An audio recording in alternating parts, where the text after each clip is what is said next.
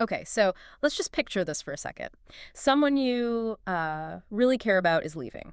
Could be for a long trip, across an ocean, maybe for work, or maybe they're just like popping out to the shops for 15 minutes. Milk run. Right. Short trip, long trip. And that door clicks shut and bang, you feel it, don't you? That kind of immediate hollow feeling right here in your chest. Yeah, that visceral pull, Yeah. absent. It hurts. I mean, it feels almost childish, maybe, like you're regressing. And that feeling, that pain, that's the paradox we really dug into this week from the sources. Because while it feels so unpleasant, our analysis points to something quite different.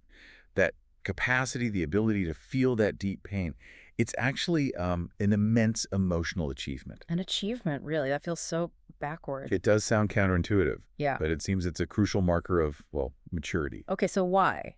Why would something that feels so destabilizing, so painful, be a sign of emotional success? Well, because for most adults, um, missing someone properly is just so hard.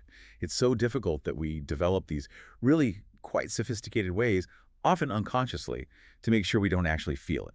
Ah, okay, avoidance tactics. Exactly. So our mission in this deep dive is to sort of unpack the price we pay for that avoidance. Yeah. What happens when we swap genuine feeling for just emotional quiet? And explore why maybe the biggest act of love is letting yourself feel that sting of absence. Precisely. So to really get what we're trying not to feel, we probably need to see it raw, right? And the best place to look, according to the analysis, is at small children. They're the unfiltered version. Before all the walls go up. They show us, with absolutely no filter, no compunction, what missing someone looks like in his purest form. Oh, I can picture it. The sheer drama. Think about it. The child is like glued to your leg, face streaked with tears, maybe some snot for good It's like measure. screaming, the classic "don't leave me" wail that you can hear down the street. Right. And you, the caregiver, you're just trying to say, look, I'm just popping up to the shops. I'll be back in literally 10 minutes. It's total chaos. It's not logical, not reasonable at all. No, but it's incredibly genuine. And you see your adult plans, your need to just get that milk, just completely fall apart right there in front of their despair. And while our first instinct is often, stop being silly, calm down, the sources suggest we're actually witnessing the raw cost of real love. So that huge, messy reaction is actually a measure of the connection. Before we learn to hide it, yes. Their attachment is so total that even a tiny, temporary separation feels like, well, like the end of the world, an existential threat. Okay. But then we do grow up. We hear the lectures, be reasonable, don't make a fuss. We learn that hysterics are, well, embarrassing, shameful even. And we internalize this idea that it's okay, it's necessary even to let people we love leave for 15 minutes or a day or years. And we have to do it without completely losing it. And everyone praises this, right? Society smiles when the kid finally learns to just wave goodbye quietly. Yeah, they go back to their toys, or as adults, back to our work emails. When the person vanishes, it's seen as progress, emotional maturity. Okay, but let me push back a bit here. Isn't being able to function when someone leaves actually part of good mental health? Are we really saying maturity means holding on to that raw, childlike vulnerability? That's the absolute core of the tension, isn't it? The issue isn't necessarily the control itself. It's the trade-off we make to get that control. We seem to confuse suppressing feelings with actually managing them. And the sources really emphasize this potentially fatal exchange. Fatal? That sounds serious. Well, philosophically fatal, perhaps. In the name of being reasonable, of keeping calm, we risk becoming so allergic to the pain that just belongs with real attachment. That we stop feeling much at all. Exactly. We lose the capacity for the deep stuff because we can't handle the hurt that comes with it. Wow. So avoiding the pain of missing someone actually dulls our ability to love deeply in the first place. We trade depth for stability. That seems to be the risk. To make absolutely sure we never face that child's despair again, we build these emotional fortresses. Barricades. Yeah, barricades. Using these really quite clever, almost automatic defense maneuvers. Anything to stop the hurt of absence from truly getting in. Okay, let's unpack those barricades. They sound subtle.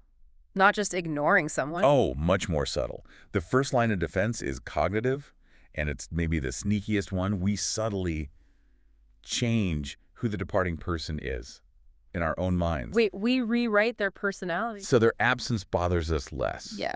Okay, this is fascinating. The preemptive character assassination. Exactly. You may be dreading them leaving, feeling that little pang of loneliness coming on. And then suddenly out of nowhere you realize, gosh, they're actually horribly disorganized. Or you remember the incredibly annoying way they chew their food. Like, Yeah. really annoying. Or maybe you decide, you know what, they never really have anything interesting to say about quantum physics or whatever. They're a bit boring, actually. Precisely. So the psychological trick is you shift them from being this essential, wonderful person. Into someone who's just, well, mildly irritating or a bit dull. And then why would you miss them?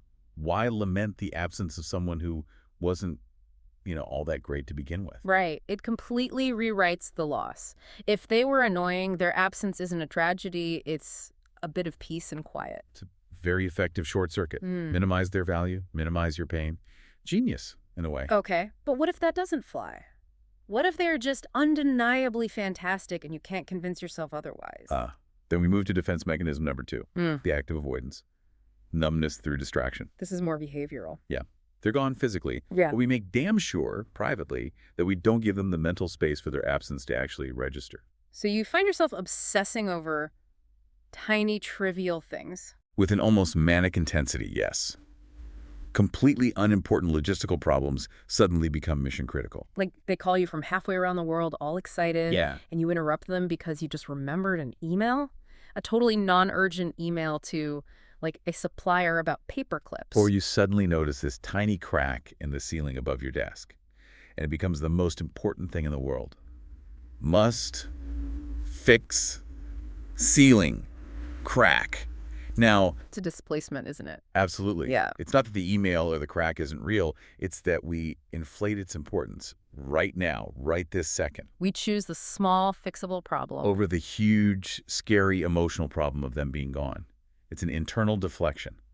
Keep the big feelings away. Okay, and that leads right into the third defense, which feels even more intense. Weaponizing anxiety or even rage. Yes, if the logistics aren't enough of a distraction, we can sometimes turn that emotional unease into something physical or into anger. This is maybe the most intriguing short circuit. It seems the adult mind finds it impossible to really think about the absent person, to feel that painful loss. Because suddenly you're completely consumed by this weird little twinge in your left knee.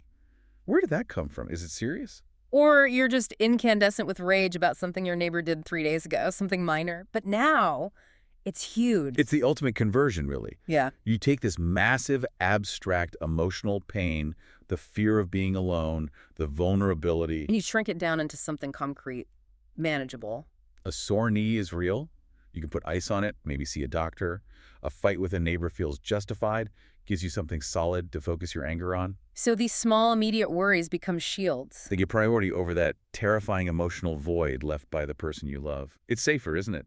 Safer to obsess about your knee than admit how much you miss them. The knee pain is the fortress wall keeping the real pain out. The goal becomes never, ever feeling that impact of absence again. That seems to be the pattern. And that's exactly why we need to reconsider what maturity really means here.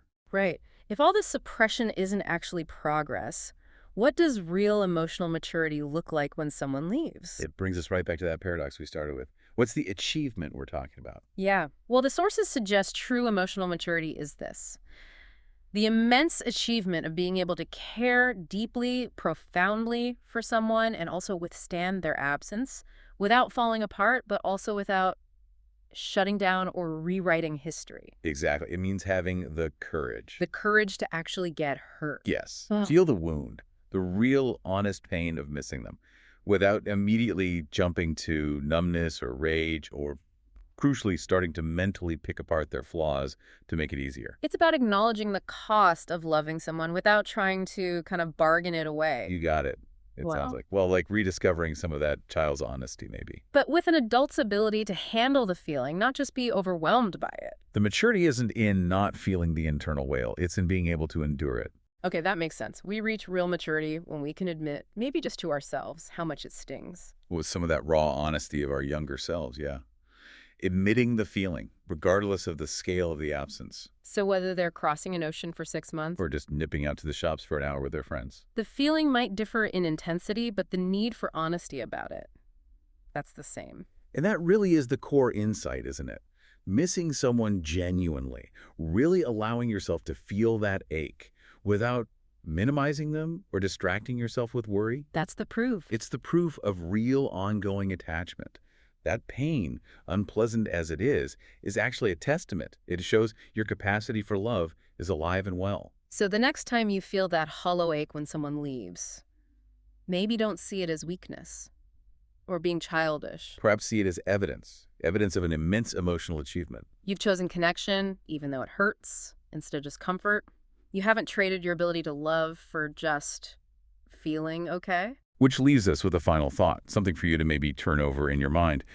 Think about the last time someone important to you went away for a while. Could be a week, could be longer. Did you let yourself feel the full weight of their absence? Cleanly. Or did you perhaps find yourself suddenly very focused on their slightly annoying habits? Or maybe incredibly worried about, I don't know, the air pressure in your car tires. What did the actual feeling of missing them, the unvarnished, unminimized ache, tell you about how much that connection truly means?